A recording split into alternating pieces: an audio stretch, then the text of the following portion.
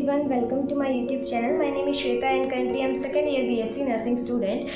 इस वीडियो में हम लोग बात करने वाले हैं कि आप BSc नर्सिंग के साथ पार्शियल ड्रॉप ले सकते हैं या नहीं ले सकते हैं. तो ये क्वेश्चन कि BSc नर्सिंग के साथ हम पार्शियल ड्रॉप ले सकते हैं या नहीं, ये किसी ने पूछा था, तो बस उसी का रिप्लाई है.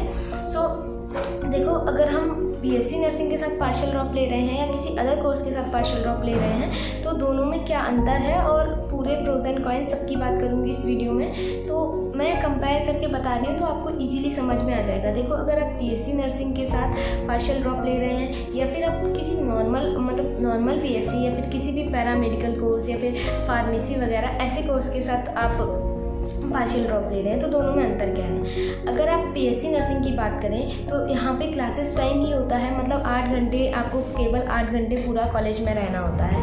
एंड अदर कोर्सेज़ की बात करें तो वहाँ आपको 5 से 6 घंटे कॉलेज में रहना होता है, इससे ज़्यादा नहीं. तो अगर किसी और कोर्स की बात करें और उसके कंपैरिजन में BSc नर्सिंग में पहले तो कॉलेज टाइमिंग ज़्यादा है, तो यहाँ पे आपको 8 घंटे तो सीधा आपका कॉलेज में चला जाएगा, तो वहाँ उतना टाइम नहीं मिलेगा किसी और कोर्स के कंपैरिजन में. देन अगर हम बात करें कि पढ़ाई की, तो देखो BSc नर्सिंग एक प्रोफेशनल कोर्स है और normal BSc like normal BSc, तो यहाँ पे आपको पढ़ना भी पड़ता है, क्योंकि अगर आप नहीं पढ़ेंगे तो आपकी बैक भी लग सकती है एंड बहुत ज़्यादा प्रॉब्लम होगी अगर आप नहीं पढ़ेंगे तो, क्योंकि एक प्रोफेशनल कोर्स है और लाइफ सेविंग कोर्स है, तो यहाँ पे आपको अच्छे से पढ़ना होता है.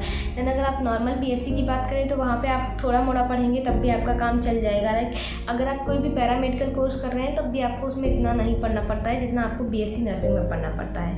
ठीक है. और अगर हम बात करें कि मान लो क्लासेस के अलावा जो आपका 8 घंटे का क्लासेस टाइम होता है, उसके अलावा आपको क्या करना रहता है, एंड नॉर्मल कोर्सेज़ की बात कर रही हूँ. जैसे BSc नर्सिंग में अगर आप नॉर्मल 8 घंटे क्लासेस कर रहे हो, उसके बाद आपको कॉलेज टाइमिंग का ही बहुत ज़्यादा काम मिल जाता है, असाइनमेंट वगैरह भी मिलते हैं एंड टेस्ट वगैरह रेगुलरली होते हैं.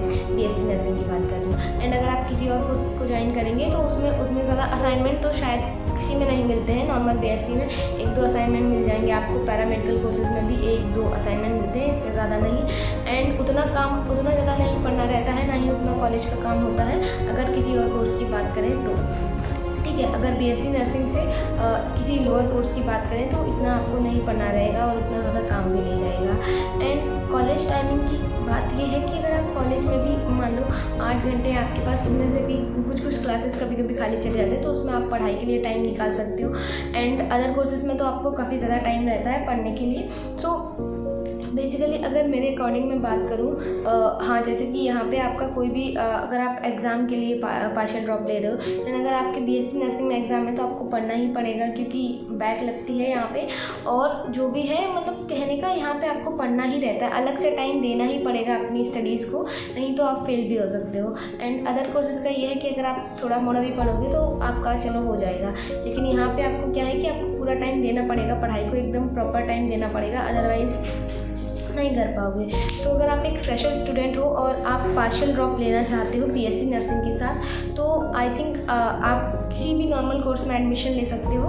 आप BSc नर्सिंग के साथ पार्शियल ड्रॉप मत लो. ऐसा नहीं है कि अगर आप पार्शियल ड्रॉप लोगे तो आप पढ़ नहीं पाओगे, बट हाँ, आप उतना अच्छे से कवर नहीं कर पाओगे, क्योंकि एक ड्रॉप होता है जिसमें आप कुछ नहीं करते हो, और एक आप पार्शियल ड्रॉप ले रहे हो BSc नर्सिंग के साथ, जहाँ पे आपको ओवरऑल अपनी BSc नर्सिंग के लिए बहुत ज़्यादा पढ़ना होता है, तो उतना टाइम आप नहीं निकाल पाओगे.